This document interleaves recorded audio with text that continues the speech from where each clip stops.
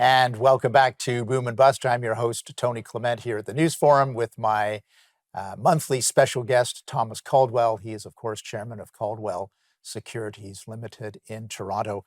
Tom, I don't think we've actually talked in our monthly interviews about artificial intelligence, and may not be something that you're a specialist in, but you're a keen observer of the economy and society, and it's very clear that AI is increasingly dominating search engines. It's becoming part of corporate solutions. I'd love to get any thoughts you have on AI and how it's impacting the Canadian economy.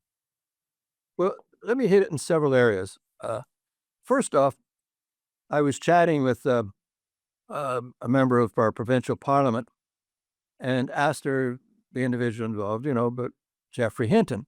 And she'd vaguely heard the name. And I pointed out that his office is within a kilometer of Queen's Park. Right. And Toronto is was the epicenter of artificial intelligence. It came out of the U of T. People like Musk and Bezos and all these still talk to Hinton. He's the guy. Oh yeah, he's the godfather of artificial intelligence at the University of Toronto. Absolutely. Yeah. Number of artificial intelligence companies in Canada. Let me do it graphically. Zero billions being poured into it in the States, because we don't have the funding mechanism for new enterprise. And remember, new enterprise starts small with a bunch of young people who don't know what doesn't work and it works. And that's part of it, this capital market issue that I've been harping on for so many years. Right. There's an interesting paper that I got 2 days ago on American policy. This is government policy at the federal level using artificial intelligence. This is going to be a powerful tool for America in dealing with everybody. And their view is to dominate the area in any way they can. This is a powerful tool that is falling into the hands of a government that may be benign and may not be benign. I don't know. But if anyone can get a hand in that report, it's worthwhile because it's scary. I've heard of it. I'm not just talking about doing simple things. I mean, I get resumes from people, and I can spot artificial intelligence a mile and a half. In fact, I wrote a report the other day, and I sent it to ChatGPT to see how they would change it. And all these buzzwords I would spot that in a nanosecond as not being written by a person. But that just means it's going to get better over time.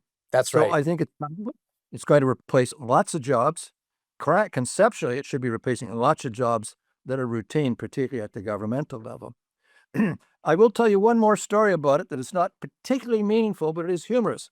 I chaired a meeting on artificial intelligence with all these gurus, and so I was chairing it, and my knowledge of AI is not great, but I have gray hair and I can pull it off as a chairman.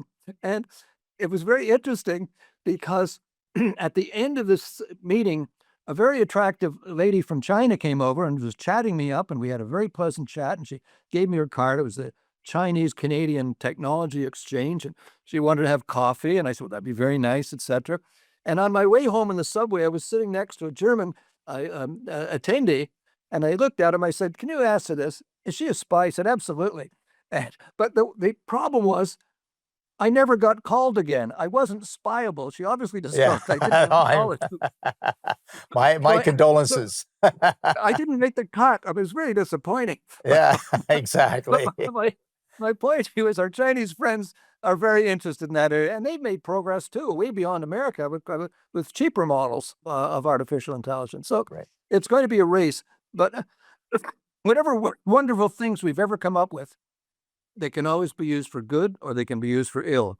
And unfortunately, this has a tremendous capacity in that latter quadrant. So true. Yet we can't be left behind in this country. That's also a point to be made, right? But we are left behind. We're not even in the game. We're not even in the league. Yeah.